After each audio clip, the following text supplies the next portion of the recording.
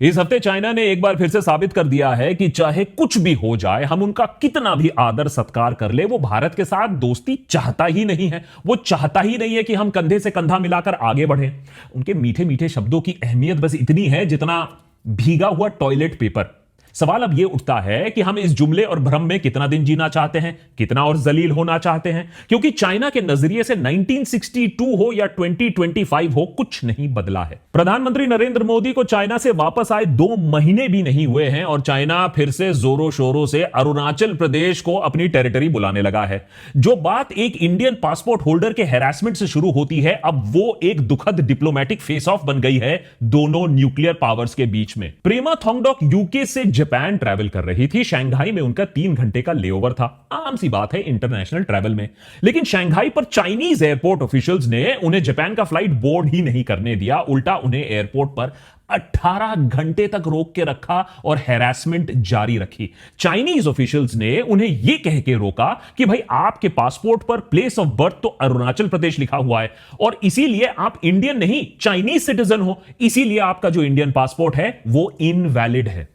घंटों की बहस और इंडियन काउंसिलेट ऑफिशियल्स के मदद से फाइनली प्रेमा को छोड़ा गया, जिसके बाद उन्होंने सोशल मीडिया पर यह पूरा मामला इसको बताया क्या हुआ था। अब आप बोलोगे कि हो सकता है कि भाई ये अफसर की गलती हो सकती है। अब सरफिरों की कमी किसी देश में तो होती नहीं है।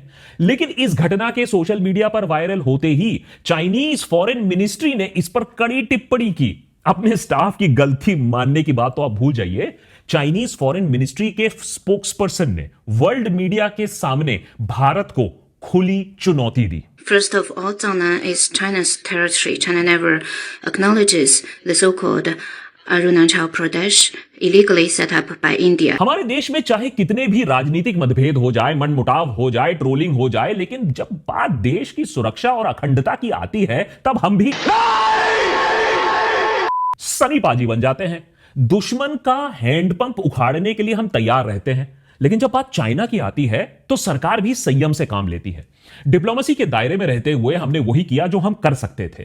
इंडियन एक्सटर्नल अफेयर्स मिनिस्ट्री ने चाइनीज डिप्लोमेट्स के साथ बीजिंग और न्यू दिल्ली में अपना प्रोटेस्ट रजिस्टर किया, डिमार्श इशू किया।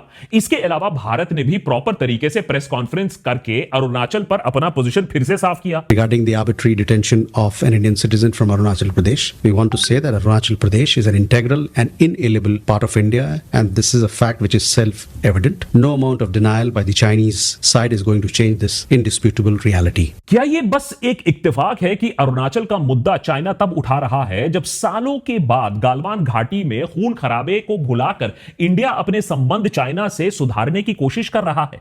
मोदी जी अभी सितंबर एंड में चाइना से होकर आए हैं, शी जिनपिंग के साथ हाथ मिलाकर आए हैं। भारत और चाइना के बीच में डायरेक्ट फ्लाइट्स अभी फिर से उड़ने लगी हैं और ऐसे में चाइना ने इस हरकत से साफ कर दिया है कि वो हमारे भरोसे लायक नहीं है। नेहरू ने, वाजपेयी ने, मोदी जी ने, सबने बारी बारी चाइना को चांस दिया है, मौका दिया है, ट्रस्ट किया है और बदले में हमें धोखा ही मिला है, खंजर ही मिला है। चाइना भी जानता है कि हमारे हाथ बंधे हुए हैं। आफ्टर ऑल $126 बिलियन का सामान जो हम हर साल इंपोर्ट कर रहे हैं। तो देशभक्त के आज के एपिसोड में समझने की कोशिश करेंगे कि नेहरू से लेकर अटल बिहारी वाजपेयी और मोदी तक हम बार बार चाइना को समझने में गलती क्यों करते हैं, हम क्यों उनकी तरह सोच नहीं पाते हैं और क्यों चाइना बार बार ये जो लेगेसी है, 70 साल पुरानी लेगेसी है हमें खंजर भोंकने का, ये चेंज नहीं करने वाली है। और इसे ना समझना, चाइना को बार बार ट्रस्ट करना हमें महंगा पड़ा है और आने वाले दिनों में और महंगा पड़ने वाला है। वीडियो में आगे बढ़ने से पहले उन लोगों के लिए एक जरूरी मैसेज जो अपना छोटा या बड़ा बिजनेस चला रहे हैं, चाहे बिजनेस कोई भी हो, उसमें बहुत सारे ऐसे प्रोसेसेस होते हैं जो आपके टाइम और एफर्ट दोनों को कंज्यूम करते हैं। और आज के ऑटोमेशन के जमाने में ये सारे काम मैनुअली करना ऑलमोस्ट इंपॉसिबल है, या तो अगर आपने कर भी लिया तो बहुत टाइम कंज्यूमिंग।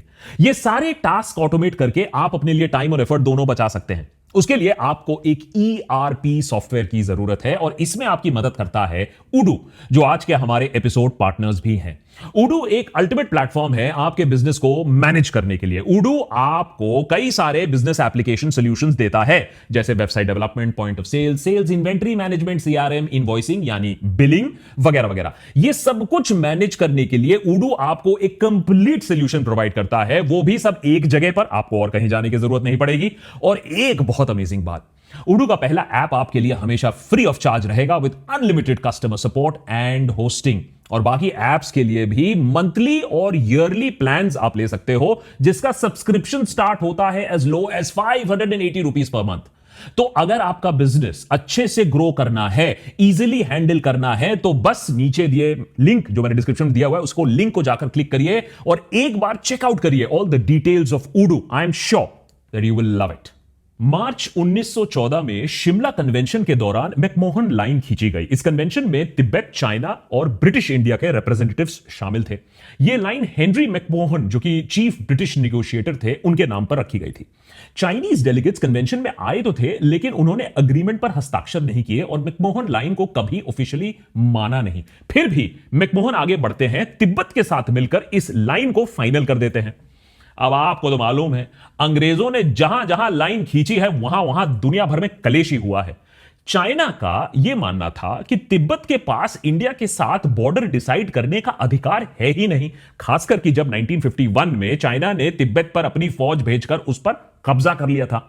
बेइजिंग पुराने मैप्स भी दिखाता है, उसका सहारा लेता है, जिसमें ब्रिटिश एरा में कुछ मैप्स में मैकमोहन लाइन के साउथ का इलाका भी चाइना का दिखाया गया है।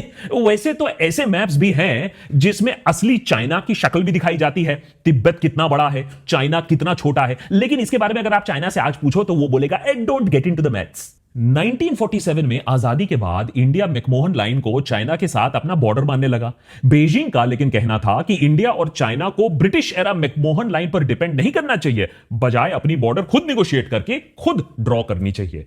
अब इसे आप चाइना की एंटी कॉलोनियल स्टैंड मत समझिएगा कि चाइना की वाहवाही करना शुरू कर दिया है। यह एक पुराना खेल है चाइना का कि किसी भी बाउंड्री को आप डिस्प्यूट कर दो, ऐतिहासिक कोई बॉर्डर किसी ने खींचा है उसे डिस्क्रेडिट कर दो और अपने हिसाब से बॉर्डर आंक दो, और यह समय और चाइना की शक्ति के साथ यह बॉर्डर का लाइन बदल भी सकता है। जैसा कि सालों तक चाइना ने सिर्फ अरुणाचल प्रदेश के एक हिस्से को, तवांग को, उसको अपना हक माना, लेकिन पिछले कुछ सालों से उसका क्लेम अब पूरे अरुणाचल प्रदेश तक बढ़ चुका है। शी जिनपिंग के 2012 में सत्ता में आने के बाद चाइना ने अपने टेरिटोरियल क्लेम्स और उस पर और अग्रसर हो चुकी है। जी ने 2018 में साफ कह दिया था कि चाइना की सॉवरेनिटी और टेरिटोरियल इंटेग्रिटी पर हमेशा हमारा स्टैंड बिल्कुल मजबूत और क्लियर है। हम अपने पुरखों से मिली 1 इंच जमीन किसी के लिए और नहीं छोड़ेंगे, और साथ ही साथ यह भी कह दिया कि नहीं, हम किसी और की जमीन नहीं चाहते हैं। अब जब सारी दुनिया की जमीन आपने अपने पुरखों के नाम कर दी है, तो किसी और की जमीन लेने की जरूरत क्या है? भारत ही नहीं, चाइना के कई पड़ोसी देशों के साथ यही गेम खेला जा रहा है। पिछले 1 दशक में उसके संबंध देखिए कैसे बिगड़ जाते हैं अपने आसपास के नेबर्स के साथ, चाहे वो साउथ चाइना सी हो, भूटान हो, जापान हो, या फिर ताइवान हो, जिसे चाइना निगलने के लिए उसकी फिराक पर बैठा हुआ है। 2014 में नरेंद्र मोदी सत्ता में आते हैं। उनका वायदा था कि वो एक अग्रसर विदेश नीति लाएंगे, बॉर्डर इशू को सीरियसली हैंडल करेंगे, जरूरत पड़े तो चाइना को लाल आंख दिखाएंगे। यह स्ट्रॉन्ग और फर्म स्टांस लेकिन दिखा नहीं है। शायद यह भी हो सकता है कि नेहरू की कड़ी आलोचना करने वाले मोदी ने नेहरू वाली ही गलती फिर से चाइना के साथ कर दी है। क्या मोदी का चाइना को ट्रस्ट करना, उसके साथ रिकॉर्ड तोड़ व्यापार करना हमें अब महंगा पड़ने वाला है? इसको समझने के लिए थोड़ी हिस्ट्री समझनी पड़ेगी, चाइनीज साइकोलॉजी समझनी पड़ेगी। चाइना भारत को किस तरीके से इस्तेमाल करता है, डिप्लोमेटिक एडवांटेज गेन करता है, और ये इसकी हिस्ट्री समझने के लिए नेहरू के जमाने से शुरू करना पड़ेगा, नेहरू की गलतियों से शुरू करना पड़ेगा। 1954 में प्रधानमंत्री जवाहरलाल नेहरू इंडिया की तरफ से साइन करते हैं पंचशील अग्रीमेंट, जिसमें होता है 5 principles of peaceful coexistence. Basically Nehru का मानना यह था कि भैया चाइना को भी तो स्वतंत्रता मिली है, हमें भी मिली है, साथ साथ मिलकर आगे बढ़ेंगे। और इसी पंचशील में ही हमने रिकॉग्नाइज किया Tibet as an autonomous region of China, और यहीं से शुरू होता है तिब्बत का प्रॉब्लम और तिब्बत को चाइना के अंदर जो इंटीग्रेट करने का इनका लंबा प्लान होता है। इस पंचशील अग्रीमेंट से ब्रिटिश एरा जो ट्रीटीज थी वो रिप्लेस हो जाती हैं, और जो ऑब्जर्वर्स हैं उनका यह मानना है कि यह पंचशील अग्रीमेंट हेविली चाइना को फेवर करती थी। अब इससे क्या हुआ, इस अग्रीमेंट से जो ट्रेडिंग राइट्स हुआ करती थी, हमारा जो इन्फ्लुएंस हुआ करता था, तिब्बत की जो इंडिपेंडेंस होती थी, सब कुछ चाइना के पास धीरे धीरे चले गई। हमें ज्यादा रेसिप्रोकल गेन में कुछ मिला भी नहीं। अब चाइना ने, आपको याद है, पहले 1950-51 में तिब्बत पर ऑक्यूपेशन कर दिया था। अब इससे क्या हो जाता है, जब हम उसे ऑटोनोमस रीजन रिकॉग्नाइज करते हैं तो इंटरनेशनल लेजिटिमेसी मिल गई चाइना को भारत से। अब यही चीज हम इस्तेमाल कर सकते थे, चाइना को ब्लैकमेल कर सकते थे, तिब्बत का मामला उठा सकते थे, वो हमारे हाथ से पहली बार फिसलने लगा। अब नेहरू गवर्नमेंट चाहती थी कि भैया देखो अभी नए नए अभी इंडिपेंडेंट हुए हैं, कोई कॉन्फ्लिक्ट नहीं करें, गुडविल करें, नोबडी वांट्स अ वॉर, और इसीलिए चाइना को हमने बोला कि यार ठीक है तुम्हें जो तिब्बत के साथ करना है तुम कर लो, और यहीं से चाइना की इंक्रोचमेंट भी शुरू होती है। धीरे धीरे टेंशन बढ़ने लगती है जब इंडिया दलाई लामा को असाइलम देता है, साथ ही साथ हजारों तिब्बतियन रेफ्यूजीज भी 1959 में जो फेल्ड अपराइजिंग होता है चाइनीज रूल के खिलाफ, जब वो फेल हो जाता है तो वो पलायन करते हैं और भारत उन्हें शरण देता है। अतिथि देवो भव है, शरण देंगे, अच्छी बात है। लेकिन इससे चाइना के साथ हमारे संबंध जो हैं वो स्ट्रेन होने लगते हैं, क्योंकि चाइना देख रहा है कि किस तरीके से भारत इंटरफेयर करना चाहता है तिब्बत के मामले में। बॉर्डर डिस्प्यूट यहीं से इंटेंसिफाई होने लगते हैं, अस्काई चिन में भी, लद्दाख वेस्टर्न सेक्टर में, और मैकमोहन लाइन उधर ईस्टर्न सेक्टर में, जो आज हम अरुणाचल प्रदेश जिसे कहते हैं। चाइना ने एक हाईवे खींच दी अक्साई चिन में 1950s में, इसको 1957 में डिस्कवर किया इंडिया ने। अब इंडिया ने भी कहा कि हम भी फॉरवर्ड पॉलिसी करेंगे, हम भी वहां आउटवर्ड पोस्ट एस्टैब्लिश करेंगे जिससे हम चाइना को मुकाबला दे पाए। दोनों देश धीरे धीरे वॉर की तरफ जा रहे थे, इसीलिए डिप्लोमेटिक एक सोल्यूशन निकालने की कोशिश की गई। 1960 में नेहरू और चाइनीज प्रीमियर जो एंड लाई के बीच में बातचीत होती है, डिटेल्ड बातचीत होती है, लेकिन बातचीत फेल हो जाती है क्योंकि इंडिया ने चाइना का प्रपोज्ड पैकेज डील लेने से मना कर दिया। अब ध्यान से सुनिए, ये पैकेज डील बहुत इंटरेस्टिंग है क्योंकि चाइना बार बार यही बोलता आया है। पैकेज डील में चाइना ने यह कहा कि अरुणाचल में जहां आप ऑलरेडी हो उसको हम आपका हिस्सा मान लेंगे, लेकिन बदले में हमें पूरा अक्साई चिन चाहिए कंट्रोल। इंडिया ने कहा कि ऐसे मजाक मत करो, ये हम डील कभी नहीं लेंगे।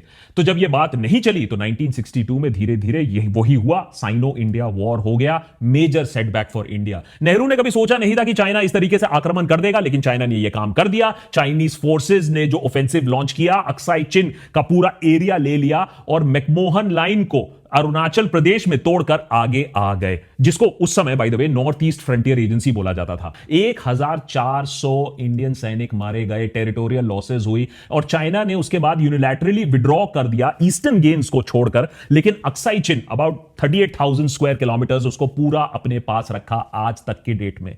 अब चाइना बोलता है कि नहीं देखिए ये जो वॉर हुआ वो अनडिमार्केटेड बॉर्डर्स था, अंडरस्टैंडिंग नहीं थी, तो एग्रेशन तो इंडिया ने किया था, तो हमने तो जवाबी कार्रवाई की थी। फैक्ट यही है कि हमारे लिए मिलिटरीली, डिप्लोमेटिकली एक बहुत ही बड़ा लॉस ये रहा है, जिसके वजह से चाइना के साथ हमारे दशकों तक रिलेशंस एकदम फ्रोजन रहे। चाइना ने दिखाया कि भैया हमने डिफेंसिव काम किया है, इंडिया बार बार बोलता आया है, आज भी हम यही मानते हैं, ये अनप्रोवोक्ड एक्सपेंशनिज्म था, और यही एक्सपेंशनिज्म आज भी चल रहा है। 1960s और 70s में हमारे जो संबंध है चाइना के साथ वो हॉस्टाइल रहे। छोटे मोटे क्लैशेस भी रिपोर्ट हुए, नाथुला पर, छोला पर, 1967 में सिक्किम बॉर्डर पर, जहां इंडियन फोर्सेस ने सक्सेसफुली चाइनीज अटैक को रिपेल किया, उनके फोर्टिफिकेशंस को डिस्ट्रॉय किया, उनके सैनिकों को हमने मारा। यह एक रेयर इंस्टेंस था जहां चाइना का कंप्लीट हमारा अपर हैंड था ओवर चाइना। 1975 में चाइना फिर एम्बुश करता है इंडियन ट्रूप्स को थुलुंगला पर, अरुणाचल प्रदेश में 4 हमारे सैनिक मारे जाते हैं, लेकिन ये आखिरी फैटेलिटीज है 4 दशकों में। उसके बाद शांति रहती है क्योंकि धीरे धीरे 1980s में चाइना फोकस करता है अपनी इकोनॉमिक ग्रोथ पर, और चाइना ने फिर से 1985 में डिप्लोमेटिक सोर्सेज से अपना पैकेज डील फिर से प्रेजेंट किया इंडिया के सामने कि भैया अरुणाचल हमें दे दो और अक्साई चिन को हम रिकॉग्नाइज कर लेंगे इंडिया के लिए। लेकिन इंडिया ने बोला कि ऐसा डील हम नहीं करेंगे, सेक्टर वाइज हमें रेजोल्यूशन चाहिए। फिर राजीव गांधी की बारी आती है ट्रस्ट करने को चाइना को। 1988 में वो बीजिंग जाते हैं, first Indian prime minister 34 years में टू विजिट चाइना। अब ये एक कॉन्फिडेंस बिल्डिंग मेजर को एक जन्म देता है। 1993 और 1996 में अग्रीमेंट साइन किया जाता है कि लाइन ऑफ एक्चुअल कंट्रोल पर हम किस तरीके से पीस मेंटेन करेंगे, और क्यों लाइन ऑफ एक्चुअल कंट्रोल को हम जो अनडिमार्केटेड डी फैक्टो बॉर्डर बना देंगे कि इसके आर पार हम नहीं जाएंगे। जॉइंट वर्किंग ग्रुप बनता है 1989-2005 के बीच में। स्पेशल रिप्रेजेंटेटिव स्टॉक्स बनता है 2003 से अभी तक 2019 के आसपास तक 22 राउंड स्टॉक भी हो चुके हैं। तो बातचीत का दौर चलता रहा है, लेकिन चाइना का गेम भी चलता रहा। बताता हूं कैसे। और यहां आती है अटल बिहारी वाजपेयी की सबसे बड़ी गलती।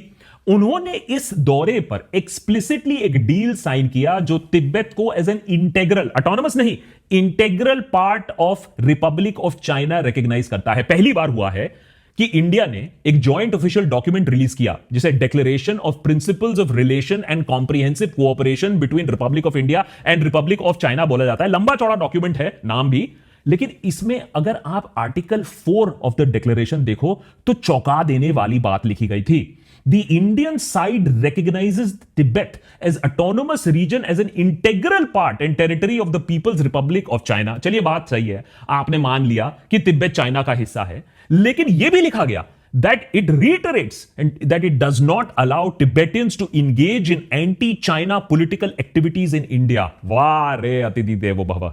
हमने एक टाइम पर, नेहरू के टाइम पर, हमने तिब्बत से आने वाले लोगों को शर्म दिया था, और आपने चाइना में जाकर एक ऐसा डील साइन कर लिया जहां हमारे देश के अंदर तिब्बतियंस प्रोटेस्ट नहीं कर सकते हैं चाइनीज ऑक्यूपेशन के खिलाफ। आलम आज यह है कि जब Chinese heads of state India visit करने आते हैं तो धर्मशाला में चाइनीज डिसिडेंट्स को हाउस अरेस्ट कर लिया जाता है। दिल्ली में नहीं, आप धर्मशाला में बैठकर भी चाइना के बारे में कुछ नहीं कह सकते हो। यह अब रूल है, यह अब लॉ है।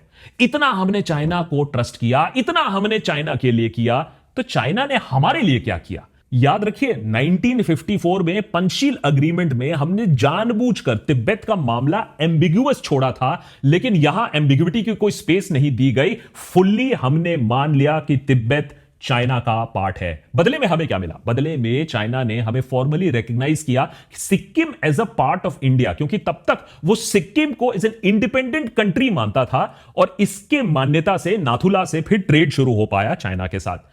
लेकिन चाइना ने इतना कुछ होने के बाद, हमने इतनी कंसेशन देने के बाद भी जो अपने पैतड़े हैं वो चालू रखा। अरुणाचल प्रदेश उसको क्लेम करते रहे। 90,000 square kilometres of Arunachal Pradesh को वो बार बार साउथ तिब्बत बोलते आए हैं।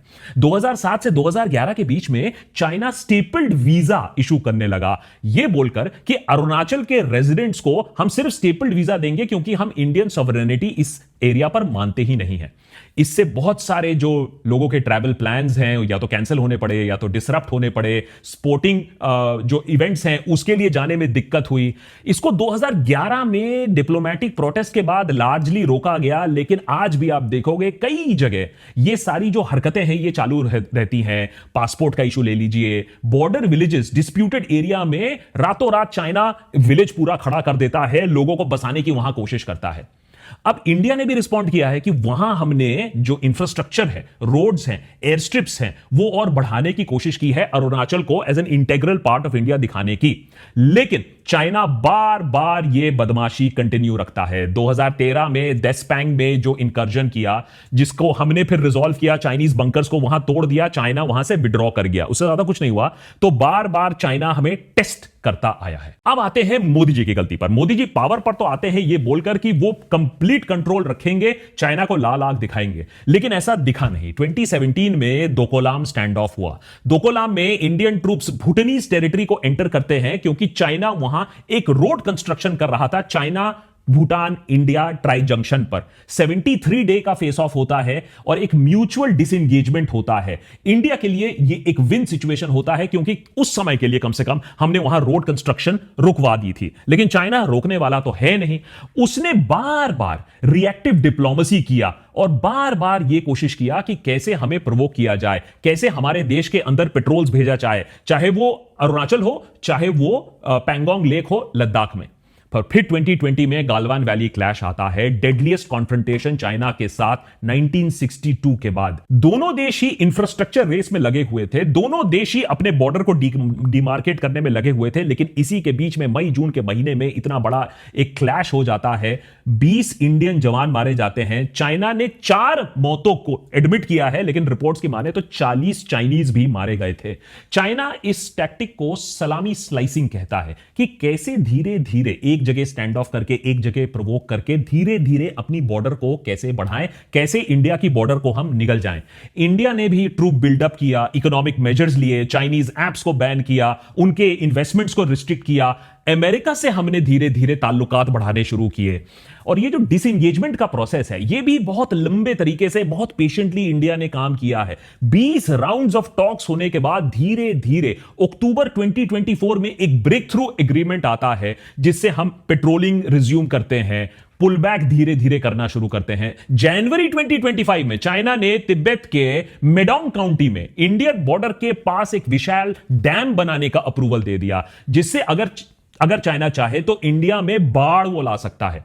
हमने भी अरुणाचल प्रदेश में सियांग अपर मल्टीपर्पज प्रोजेक्ट को अप्रूव किया ताकि चाइनीज डैम इफेक्ट को हम बैलेंस कर पाएं, फ्लडिंग को हम रोक पाएं, लेकिन इंडियन रिजर्वॉयर प्रोडक्ट के कारण काफी इंडिजिनस विलेजेस भी यहां डूब जाएंगे। फिर 2025 में ही मोदी और जी फिर मिलते हैं चाइना में एससीओ समिट के दौरान, और उसके बाद flights, visa issue, Kailash Mansarovar pilgrimage. Clearly एक थॉ दिखता है, क्लियरली दिखता है कि चीजें अब वापस ट्रैक पे आ रही हैं। लेकिन फिर वही चीज, चाइना अपनी विलेज बिल्डिंग अरुणाचल प्रदेश में कंटिन्यू रखता है और अब अरुणाचल इशू को एक इंटरनेशनल लेवल बनाने की कोशिश कर रहा है। सवाल यह अब उठता है कि जब बार बार इंडिया हाथ बढ़ा रहा है चाइना की तरफ दोस्ती का, तो चाइना ये दोस्ती क्यों कबूल नहीं कर रहा है? क्यों बार बार इंडिया को बैकस्टैप किया जा रहा है? रीजन नंबर 1, चाइना एक डॉक्ट्रिन फॉलो करता है of smile diplomacy and pressure diplomacy. भाई स्माइल डिप्लोमेसी यह है कि पूरी दुनिया को दिखाओ कि कैसे हम रिस्पॉन्सिबल पावर हैं, कैसे हम शांति की बात करते हैं, फॉर इंडियन लीडर्स को इनवाइट करते हैं, इकोनॉमिक कोऑपरेशन कर रहे हैं, लेकिन दूसरी ही लेवल पर, मिलिट्री और पॉलिटिकल लेवल पर धीरे धीरे हम टेरिटरी भी इंडिया का खा जाएंगे। हम अरुणाचल प्रदेश में नाम बदल देंगे जगहों का, हम रोड्स बनाना शुरू कर देंगे, हम एलएसी पर इंट्रूड करेंगे और एक क्राइसिस बनाते रहेंगे, जिससे इस 2 ट्रैक स्ट्रैटेजी से इंडिया भी कंफ्यूज्ड रहे और ग्लोबली हमें और कुछ कोई बोल नहीं पाए और इंडिया को हम बॉक्स इन रखें, ज्यादा इंडिया अपने पैर ना फैला पाए। चाइना का दूसरा स्ट्रेटेजिक गोल इंडिया को कॉन्स्टेंटली ऑक्यूपाइड और लिमिटेड रखना है। वो नहीं चाहता है कि एशिया के रीजन में 2 स्ट्रॉन्ग पावर्स उभरे। भैया बेजिंग का डोमिनेंस होगा तभी काम बन पाएगा और आसपास मुझे और कोई नहीं चाहिए। और ना ही इंडिया यूएसए के साथ या जापान के साथ कोई क्वाड शॉर्ड करे और ना ही एक इकोनॉमिक कंपेटिटर की तरह उभरे। शायद इसीलिए चाइना खुशी खुशी हमें सामान इंपोर्ट करने देता है 126 बिलियन डॉलर का, जिससे हम निर्भर रहें चाइना के ऊपर। रीजन नंबर 3, चाइना को यह लगता है कि इंडिया को हम कोर्स कर सकते हैं, हरा नहीं सकते हैं। वो भी जानता है कि इंडिया को हराना मुमकिन नहीं है, लेकिन इंडिया को कंट्रोल रखा जा सकता है। इसीलिए वो इंडिया को दुश्मन नहीं, ना ही बराबरी का देश देखता है, बल्कि एक रीजनल राइवल की तरह देखता है, जिसे बार बार धीरे धीरे थोड़ा दबा के रखने में ही समझदारी है। और यही फॉर्मूला चाइना लगाता है वियतनाम, फिलीपींस और जापान के ऊपर भी कि भैया देखो, आप ज्यादा इमर्जिंग नहीं बन सकते हो, क्योंकि मेरी इकोनॉमिक और मिलिट्री डोमिनेंस पर मैं अपने नेबरहुड में किसी को टॉलरेट ही नहीं करूंगा।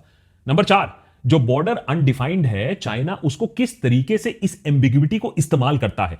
चाइना चाहता तो सालों पहले बॉर्डर को डिमार्केट करके हम लॉक कर सकते थे, लेकिन जानबूझकर वो अग्री नहीं करता है बॉर्डर पर, वो धीरे धीरे बॉर्डर को कुतरना चाहता है। इससे होता क्या है, जब बॉर्डर डिमार्केटेड नहीं है तो आप नए क्लेम्स लगा सकते हो, आप नए इंकर्जन्स लगा सकते हो, नए पेट्रोल पॉइंट्स खोल सकते हो, मिलिट्री इंफ्रास्ट्रक्चर बना सकते हो ग्रे जोन में, तो प्रेशर हमेशा ऑन रहेगा। तो जो फाइनल गोल है ना, वो सिंपल है कि लॉन्ग टर्म में बॉर्डर मेरे बेनिफिट पर होना चाहिए, फ्रीज जब होगा उसके बीच में इंडिया को रिस्ट्रिक्ट करो। भैया न्यू नॉर्मल बना दो, देस्पैंग, डेमचौक, हॉट स्प्रिंग, कि भैया ये सब इलाके डिस्प्यूटेड हैं और इंडिया को इन्हीं चीजों में इन्वॉल्व रखो, जिससे कोई इकोनॉमिक राइवलरी ना बन पाए। और यही काम जापान के साथ भी हो रहा है, वियतनाम के साथ भी हो रहा है, फिलीपींस के साथ भी हो रहा है, ताइवान के साथ भी हो रहा है। इसका सोल्यूशन आप जानते हो, है तो पॉसिबल लेकिन होगा नहीं, कि we are at war, we are in an undeclared war with China, because China इसी तरीके से सोच रहा है। हाल ही में एक बहुत डिटेल्ड आर्टिकल में दिखाया गया था कैसे चाइना के पास कुछ बाकी नहीं रहा है दुनिया से खरीदने के लिए, वो सब कुछ अपने पास बना रहा है। सोचिए जब वो आत्मनिर्भर बन जाएगा तो चाइना सिर्फ ताइवान की बात नहीं है, वो अरुणाचल प्रदेश और वो लद्दाख में भी कितना और हावी हो जाएगा, जब उसको रोकने के लिए दुनिया में और कोई ताकत नहीं रहेगी। तो we are at a war, लेकिन ये समझने की जरूरत है, उसके बाद ही हम कुछ काम कर पाएंगे।